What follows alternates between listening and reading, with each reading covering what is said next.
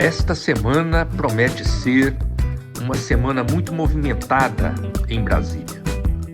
De um lado, por conta dos inúmeros inquéritos que estão avançando e sob o olhar atento da Procuradoria-Geral da República, do Supremo Tribunal Federal e também do Congresso Nacional. A prisão de Fabrício Queiroz em um sítio de propriedade do advogado da família Bolsonaro coloca mais ainda na defensiva o senador Flávio Bolsonaro, que pode virar réu nos próximos dias por conta do inquérito do desvio de recursos da Assembleia Legislativa do Rio de Janeiro, quando ele ainda era deputado estadual. As investigações sobre as fake news e sobre os responsáveis pelas manifestações contra a Constituição Federal também devem ajudar a esquentar a chapa política em Brasília. Os mandados de busca e apreensão e também a quebra do sigilo de alguns parlamentares na semana passada devem trazer novidades para o cenário político. E tudo isso acontecendo no meio de um inferno astral do governo federal, um governo constrangido, sem ter como explicar a indicação para o Banco Mundial de um ex-ministro apiado do cargo justamente por ataque às instituições, inclusive sendo investigado e com risco de ser preso.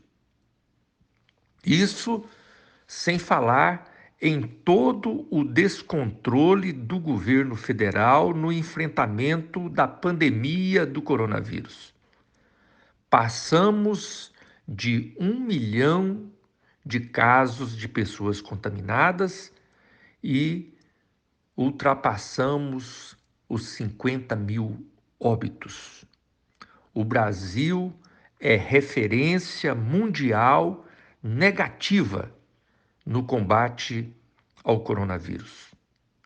E continuamos nesse rumo, porque continuamos sem testes, sem respiradores, sem leitos de UTI em número suficiente para atender às necessidades que vêm dos mais diferentes estados e municípios.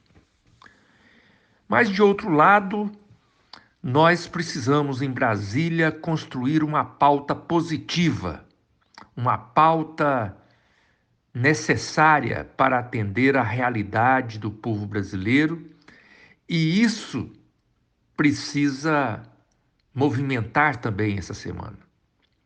Eu estou falando aí da discussão e aprovação, por exemplo, de um novo Fundeb.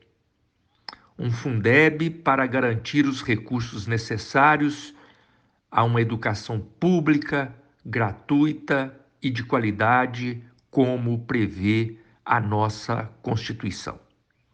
Essa discussão já vem sendo adiada desde 2015, pelo menos a sua aprovação. E agora não dá mais para adiar. Nós precisamos aprovar o novo Fundeb, um Fundeb para valer, para garantir as condições desta educação que a nossa Constituição prevê. Outra discussão inadiável é o projeto que trata do apoio emergencial para a agricultura familiar.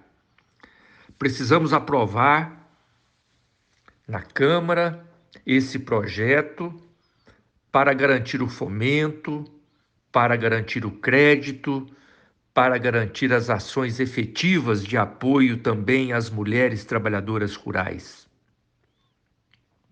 É um debate que deve mobilizar e movimentar a vida política em Brasília nessa semana.